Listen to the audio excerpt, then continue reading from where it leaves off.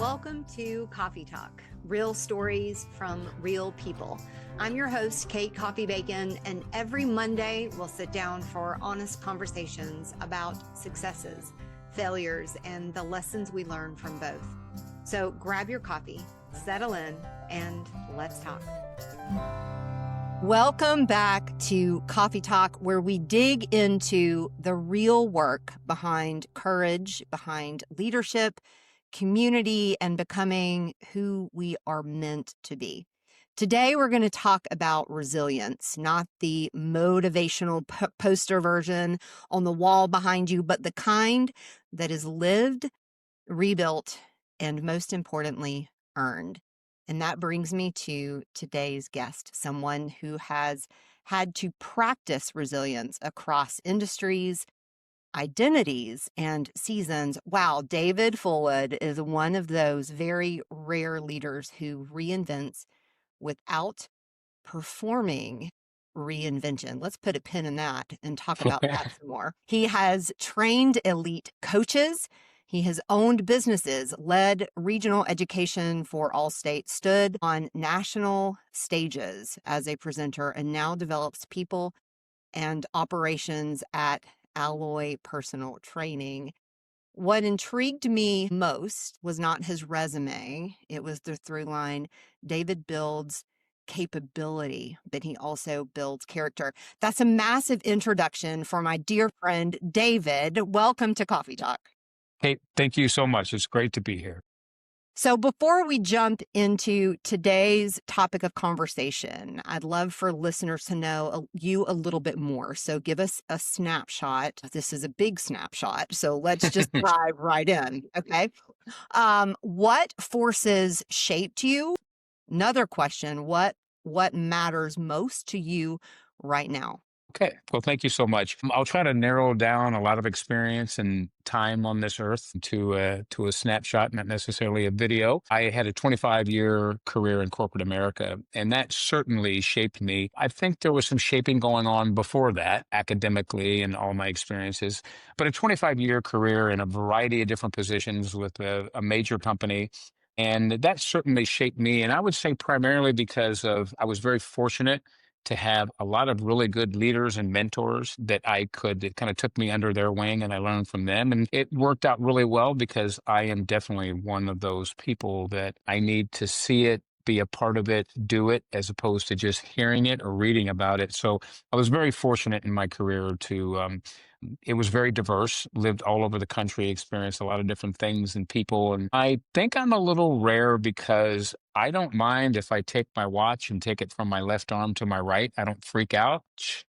I know yeah, I would say for me, for whatever reason, I've accepted that the one constant is change. And I think that has a lot to do with, not to break this down to a psychological thing or psychiatry, but has a lot to do with my childhood. We did kind of move around a lot. So I just had to go with the wind and embrace change. So it hasn't been something that gives me anxiety. I'm not saying I don't have anxiety and change doesn't bring about that. But I think through professional career, a lot of different roles in different areas, I've just embraced it. Well, let me give it a shot. I was raised, my mother always has taught me fantastic lessons. And I thought that I would find myself more valuable if I could do many things as opposed to just one.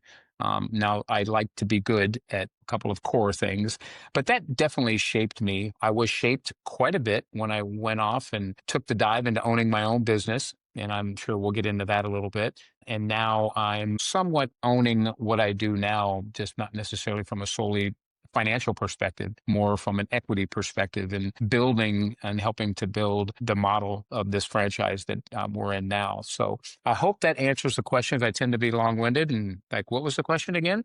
Hopefully that answered it. In terms of what I value, I value people. I definitely, number one, I value family. I value my spirituality, and I value human beings. I think we all have something to offer. We're all unique, and it's hard for me to understand why people don't get along. I'm not talking about that we have to necessarily have to have dinner with someone you don't know, but just what we had in common is we're human. And I value that. I was raised that way, to respect others and to seek other perspectives. And I don't fear doing that.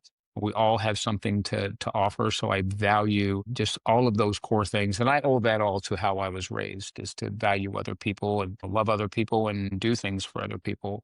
So that would be my value. And that, foremost, I think, is what I believe in spiritually, my family, and everyone else.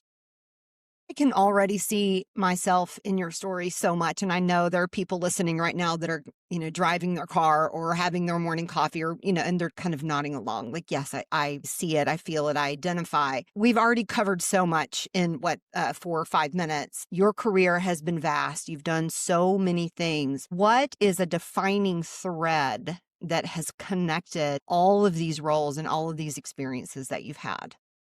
I think the defining thread for me was certainly when I went in to own my own business.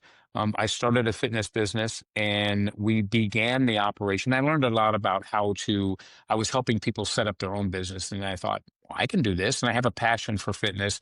That was one of my side gigs, even in a professional career. And so I decided to kind of go off on my own and do that very thing. And we decided to do that in December of 2019.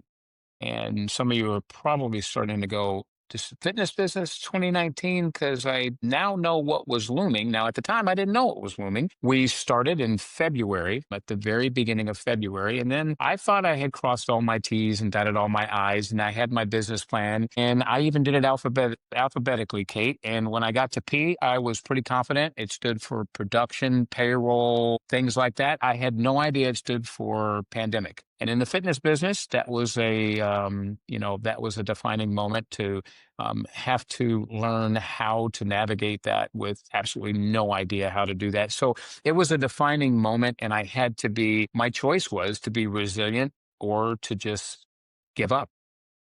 That actually sets us up perfectly because the version of you that I've met recently that I see today, I've known you since what, March, April, Hmm. May? Hmm. That version didn't appear overnight. So let's start right there. When did resilience stop being a concept and start being very personal for you? I think we've already touched on it a little bit. It became very personal when I had the responsibility of not only my family, myself, but for other people, whether they be employees or members. And I don't like to let my family down. I don't like to let myself down. And I certainly don't like to let other people down. So it became very apparent that I had a choice to make. And that's the beautiful thing. It was a choice. Sometimes we're faced with things and we don't think it's a choice. And at the time when I was first going through it, I didn't think it was a choice. Well, this is what's happened. The whole world's falling apart and I'm just going to fall apart with it. And I thought, no, I still have a choice. And so that's when it became apparent to me that there were many things that I could do, pivot here, pivot there, but I wasn't just on an island with absolutely nothing available to me to rebuild myself and not let it's kind of like on the airplane, you've got to take care of yourself when that mask comes down, as opposed to trying to put it on someone else. Because if you don't have you, it really all falls apart. So that was a defining moment and probably one of the greatest challenges and tests that I've ever had, at least professionally, is to regroup. And I wasn't able to restart or to continue that business. But things happen for a reason. I firmly believe that. And it exposed me to what I'm doing now. If it hadn't have happened, I wouldn't be where I am now. So at that time, I knew there was something. I just didn't know what it was, but I knew I had to take steps to prepare myself or to at least have myself have the opportunity to be in a place where I could see that there was opportunity. If I was in the closet and I shut the door and I locked the door, no, nothing was going to happen. So I had to get back out there. Yeah. So there are two very big circles of community that I live in, and one is absolutely my work world, and I just dive in. Anybody that who's listening knows that, like you're my family. Also, very much has been my fitness journey, and that is a very big part of my life. I saw so many of my small business friends in the fitness world rising above. You want to talk about resilience, like capital letters. You've rebuilt across numerous careers, contexts. What were the anchors you return to when something falls apart or stalls out? Right. So there's a reason that we do everything, and there's a reason you start something. And I knew that I had a passion for helping people, especially in fitness, and helping people realize in a safe way that they could do more than they thought they could and celebrate that success. So that was such a deep passion for me that I ultimately never wanted to let that go. So some of the specific steps is, given that, let me surround myself with anything and everything that shares that, because that's like a support system. And if I didn't surround myself by those same people, I probably would have lost the energy, lost the enthusiasm, or been uninspired to do it. So I think surrounding yourself with those who can understand, relate to, and give you different perspectives that when you're in yourself, you see it by your lens. And so it helped me to say, well, there's probably a better prescription out there. So that surrounding yourself, having healthy outlets when you are stressed and when you have those things, finding ways that are outlets that are going to help you through those things, and seeking knowledge. That's really, really important, because the thing that I learned about being a business person is the biggest challenge that I ever had is not knowing what I don't know, because you don't even know to ask. And so after collaborating with people and getting out there and learning and observing, I realized I didn't even know to know that. If I wasn't out there, I wouldn't ever be exposed to it. So seeking knowledge, most of what we learn comes from someone else. And I and Yeah. I knew that. Yeah, there's that saying that we are the sum of what the five closest people, in our life. And I live and breathe by that. Mine is a little bit more than five. I'm very thankful for that fact. But we are the product of those around us. So when you start surrounding yourself with greatness, you rise. You can't help but rise. So I think that's a really good note for us to seek out mentors that can offer that different perspective that you talked about. When you may look at me do something as it relates to fitness that you haven't ever done before, and you don't know if you can do it, but what you do know, you just saw me do it, so you know it's possible. So the question is, do you yourself believe it's possible for you? It's a form of a lesson of resilience, because let's say you have failed at it before, either didn't do it or tried it and it didn't work. To be resilient is to come back and do it again, and then do it again, and then do it again until you get to the point where you've done it. I love that. And I think that there is another way to say that. I've talked before about trusting yourself.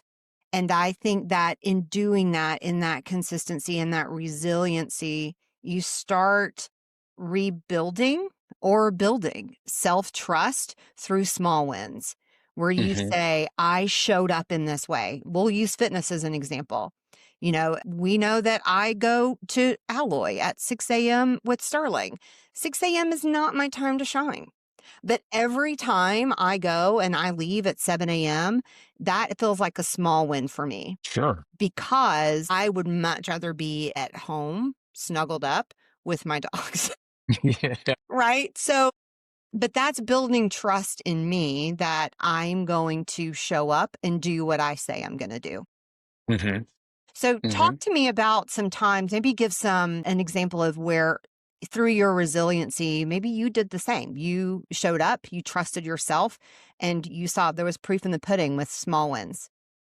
One of the things that helps me with the resiliency is when I don't talk myself out of what success would feel like if I did it. Hmm. And what I mean by that, if there's something that I'll commit to, then I remember that when I committed to it and when I achieved it, I felt so good.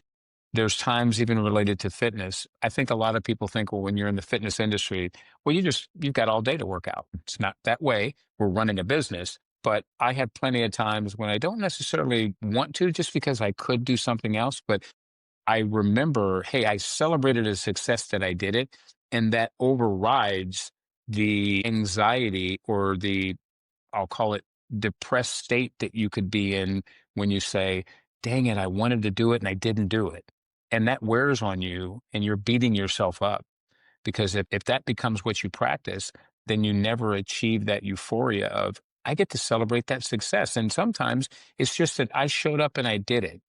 I'm not trying to break a record every day. I just want to the small steps of just achieving it. I've never met someone after nearly 30 years in the fitness industry that regretted achieving the result of just working out for that day. No one's ever said, "Well, it really sucks that I went to work out today. I feel horrible." It's more like I've never heard of someone regretting their achievement. And so I look at that and I take that and maybe break it into chunks. Like, I want to live in the present, and the present is today. And the reward is when I'm finished. And when I put it in the whole scheme of things from a fitness perspective, I'm devoting 45 minutes to an hour, 2 to 3 times a week. And the whole perspective is that's not a lot of time. But It's really over not time. but Yeah. over time is tremendous. And the return on that investment, I have found it to be tremendous. One of the best returns on an investment you can get is in yourself. One of the parts of ourselves is emotional, spiritual, mental, and those things do come together for me as it relates to fitness. So I want to take that small success of showing up and remembering the achievement that I felt every time I did it. And I use that as fuel. And I encourage other people to use that as fuel. And I think that's part of the inspiration is be resilient, celebrate what you did and not dwell on what you didn't do. Also builds a sense of consistency in you over time. That is, I started with you at Alloy several months ago because I gave a story of being on an airplane. I travel a lot for work and seeing an older woman that came on the plane and she couldn't lift her carry on into the overhead bin. And I had a moment of I've got to return to myself because I don't want that to be my story. That was no judgment to her. Didn't want that to be my story. So I did go back to that consistency, that resiliency. So I see myself in that. I'll tell you a funny story. This was years and years ago. It was probably a Christmas morning. My family, I'm the oldest of five, and my family used to come over and spend Christmas Eve with us. And once the kids went to bed, we would get kind of rowdy. Do. And the next morning, I'm like, making cinnamon rolls for my kids, and I'm like, have a pounding headache. And my little brother comes in, and he's like, "How you doing?" I'm like, "Oh man, I don't feel great." He's like, "Yeah, that's because you stole today's joy and you used it last night." And that has stayed with me, but I kind of turned that and that as he said it, I was like, "Man, that's deep. I'm gonna think about that some more when I don't have a splitting headache." But there's a way to flip that to a more positive light. And I call that borrowing belief before you feel it. And so I'm borrowing the belief or manifesting the things that I want for myself and then creating the resiliency, the consistency to start creating it because I'm creating a reality for myself. That came from my little brother. That insight of light came from my little brother that told me I stole today's joy and used it last. That's pretty good. And when I mentioned before too, and this is in line with that, we can find so much inspiration and so much relevancy with what other people either say or do. We just have to be mindful and pay attention. Yeah. Motivation, I happen to believe, is internal. It's the motor, it's internal. I, Kate, don't know that I can motivate you, but I truly believe I can inspire you for you to motivate yourself. Because if you leave it up to me to motivate you, what if I don't show up? Does that mean you just don't do it? Well, motivation is kind of coming from within, but we can learn that from others if we're mindful and if we're present to that. And I've used that too, and it's helped me. Uh, and what really drives me to be resilient and to help others is those successes that they talk about, and I hear them quite routinely. A 75-year-old that works out here, and she just wants to be able to go to the ground and stand up by picking up her granddaughter. Yeah. She cherishes that moment. And those are so special. We do exercises in here that we're like, we hope that you're able to, that outside these doors and walls, life is easier for you in a variety of different ways, physically, mentally, emotionally, that you can do the things that you want to do uninterrupted. And we hear those stories, and that is such a motivating thing for me. It keeps me resilient and going. I think I've told you before, we have 6 kids. And, when you do the odds, as we get older, when you have 6 kids, there's a good chance that at least one of them would take care of you when you get older. One would think. You would think that, but in all seriousness, I would never want to be a burden on my children. I want to be able to, be self-sufficient and be able to move and be able to do the things so I wouldn't have to rely on them to do it. So I personally see that I don't want to burden them. So that means I've got to take care of myself in all different ways. And it doesn't matter if you apply that physically, financially, whatever it is. I think that I would always want that to be the case. So being able to do things, at least live a quality life and thrive during that time. I love the saying of it's not the quantity in your years, it's the quality. That's right. It is the Right. quality. It's not the years in your life. We could just lie there, but it's the life in your years. And I'm all about vitality. And that's one of the things that has helped me. It definitely, that in and of itself is a lesson in resilience, because I don't feel this way every moment of the day. I have to pick myself up. I have to start my own engine at times. But I love the fact when I surround myself around people who are doing that, it's a lot easier than if you're around people who don't do it. Right. You certainly have been a huge inspiration and motivator for Sterling and I, as we both tried to tighten up and fly right again this year.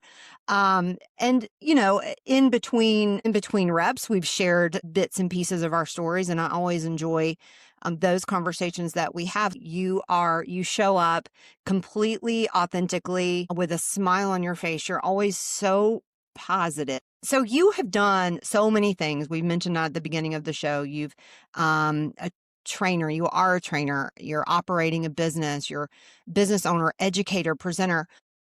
What part of you stays consistent and what part of you keeps evolving? Wow, that's a really good question. What part of me stays consistent? I would say that it's my passion for what I do. And that's an ongoing thing because there is change, but I stay true to my passion. That's the most consistent thing. From an evolution standpoint, I want to seek to understand.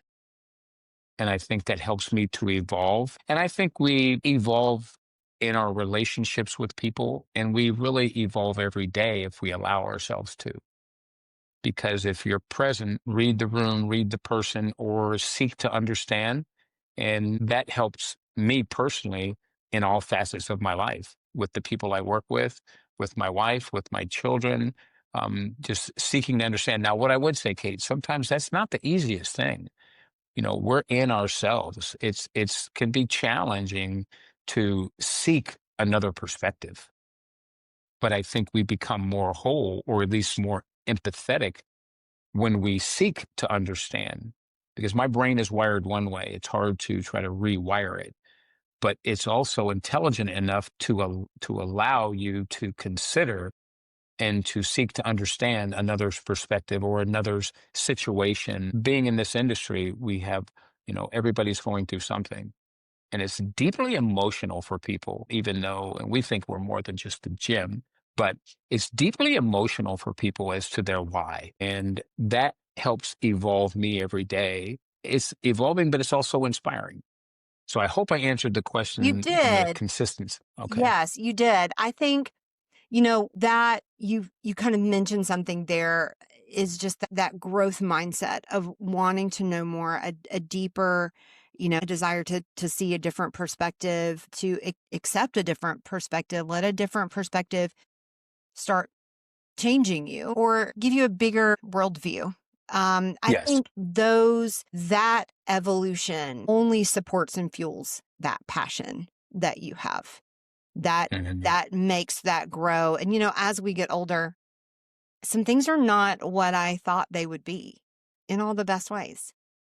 Hmm. I thought, I did an episode a couple of weeks ago that, I've struggled a lot of my life with, if I can just do this, this, this, then I can relax. If I can just, get this job title, if I can just have this salary, if I can just, publish this book, if I like whatever that is, then I can slow down. But there's something right on the heels of the cross off of that list. There's something else. Right. And I didn't expect that as I've gotten older. And now I've had to kind of control that in myself to say, right here, right now, you said it, this present, this moment is what I have. And I'm going to live fully present in that. That's been Yeah. my that's been my evolution. That's really meaningful because I think for me too, when I have too many contingencies, it doesn't work out as well as when I'm in the present moment. And I think a lot of times we do, well, if this, then that. I could easily say, well, if there was no pandemic, I would have been this. If there was this, or if this happens for me, I think sometimes we place too many contingencies on life. And when we do that, we lose sight of the present. And that brings me to probably the most resilient I've ever had to be. It would be an understatement to say my friend because we knew each other for over 40 years. We met when I was 15 years old, and he took me under his wing. So he, in all practical purposes, was my brother, just my biologically. In July 4th of this year, he unexpectedly died. Oh my God. Probably one of the most, well, not probably the most traumatic thing. And I still today, it seems unreal that it's happened. I have those flashbacks all the time. And I just, in his spirit and living present, living in the moment, not taking things for granted, being resilient. And I have found such a support with my family. And I knew that I wasn't going to be able to handle it on my own. So I went to a support group and it was other people and hearing their story. And, the if is kind of a bargaining. Well, if this happens, then I'll do this. And if this happens, then I don't want to bargain with life in that moment with that person being fully present and not ever compromising my health or happiness. And I would wish that for everyone. So just an amazing point that you made that living, because I think we just, and I don't know if it's something that's a learned behavior. I don't know, but we typically have a contingency. Well, if this, then that. What if we didn't live by that mantra? What if it was just, I'm living in the present Yeah. and doors will open. You just have to be aware. Yeah. I think the way that we see setbacks is negative. I think that if you can reframe that in your mind and you know your purpose, you know where you're headed, setbacks are just things that happen to Mhm. realign you with your purpose. And that feels kind of like maybe a little woo woo to say, but once you've gotten to a point where you have an experience that where you see that, you're like, but not Yes. getting that job or the pandemic or because of this, I now have this. When you're living in your purpose and you're living in your truth, those setbacks, you just have to accept them as a Yeah. realignment. No, that is an excellent point. And, sometimes it's so rewarding as a parent when your child realizes that. One of our daughters, she's fortunate enough, she's playing college volleyball. And I remember as a freshman in high school, she didn't make the varsity team. And for her at that time, it was the absolute end of the world. That was it. Wanted to quit, all the things. And I remember the lesson that I learned is that it's okay that you feel that way now because you're going through pain, disappointment, all those things. But it's not okay that you feel that way tomorrow because you're better than that. And then she says something to me, and she got it from somewhere. She said, "Well, this is a this is just a stumbling block to a stepping stone." Yeah. And I've heard that before. And coming from at the time, the 15-year-old, I'm like, that was very astute of you. And she uses different things. And, as a parent, it's gratifying to say, we have to show also to model that there are going to be setbacks and you can just lie there. If you do nothing, you'll have nothing and you'll have nothing to do with what happens. You'll have everything to do with what happens if you do something. And sometimes we're denied, and that's okay. It's going to happen. You can't shield yourself from that, but you pick yourself up and it's so true. You dust yourself off and you learn from it. I think that's the key to resiliency too. You learn from it, not to dwell on the past, but just to learn from it and move on because the stumbling blocks and there are going to be barriers in your way. You just have to overcome them. And that's all what we've been saying throughout. There are tactics to do that. It doesn't necessarily just fall out of the sky. Sometimes you have to learn how to overcome. We're all going through something. You said it, like we're all going through something. And I think this episode is going to land with someone today that may be carrying something that they maybe need to reframe the way that they're thinking about it. Hmm. There's always another side. There's always the flip side of the way that you're thinking and feeling about something. And that resiliency, just holding true to that and believing what is going to be before it has come and saying those I am statements. I am resilient. I will rise above this. I am capable. Those I am statements, when you're in the middle of something, can ground you and Hmm. push you through. Yes, and however you define your success or what success means would also be taking an oath of, I'm going to need to be resilient Yes. because things are going to happen that we cannot control, and being able to accept I couldn't control the pandemic. I couldn't control that my friend passed away, Yeah. but I had to be resilient in order to be successful. And that's a measure. That's subjective. And I'm not narrowing that down into a pigeonhole to say it's financial. I mean, just success of life and what thrills you with life. What's a life lesson you learned too late? Too late. And taking things for granted, you have to realize what it is that you have. And it can be easy when you've always had it or once you acquire it, but being appreciative that you have it. And sometimes that's a little bit of a struggle for me because I have things and I'm so fortunate and blessed to have them. It's almost remorseful in a way. And that can be like, why is so much good happening to me when things happen to other people? But my perspective now is that I can help it be better for them. And I think, going back to an earlier point that we made, because I do struggle with that. I struggle with that. I think that goes back to reframing the way that you think about it. Because a lot of things have not gone right for me. A Right. lot of things. I've gone Yeah. through a lot of big things. And going through those things, learned resiliency. You Yeah. get up, you keep going because you believe. For me, I believe I'm a part of something bigger. And I believe that I am a piece that gets somebody else to something else. So Yes. I've got to be in that place at that time to get somebody to something else, right? So that's part of what I believe my purpose is. And Well, what you're doing now, you might not realize it, Kate, but you're giving back. I don't know because you're doing what you do, but for me, you're giving me the opportunity to do something to where if I didn't know you didn't meet you or if you didn't do these things, I wouldn't have that. So I'm thankful that so even though you might not even realize it, that's what you're doing for me. thank you. Thank you. David, thank you for coming on to Coffee Talk today. You reminded me that resilience isn't a badge that we wear, it's a behavior. It's showing up when you don't want to show up. It's continuing in your mission and what you believe is your path and what you should be doing. It's choosing movement, whether that be with your body or with your forward momentum. Where can people connect with you or learn more about the work that you're doing? Well, you can connect with me either through Alloy. Yep. Okay, you can Yep. connect with me there, or you can connect with me with my personal Instagram. That would be fantastic. I love people. I'd love to hear from you and collaborate. I'll put all of these links in the show notes. So if you would like to connect with David, 10 out of 10, highly recommend. I'm so thankful for 2025 for so many things. You're at the top of that list that you have come into our lives and you're such an inspiration and a motivation for us 2 to 3 times a week. That means a lot, Kate. Thank you. Anybody that can put up with me 2 to 3 times a week is Anybody that good. can put up with me 2 to 3 times a week deserves the badge as well. Yeah. So, friends, whatever may be tugging at you, if something is pulling, remember, don't live in the past. Learn from the past. Keep moving forward.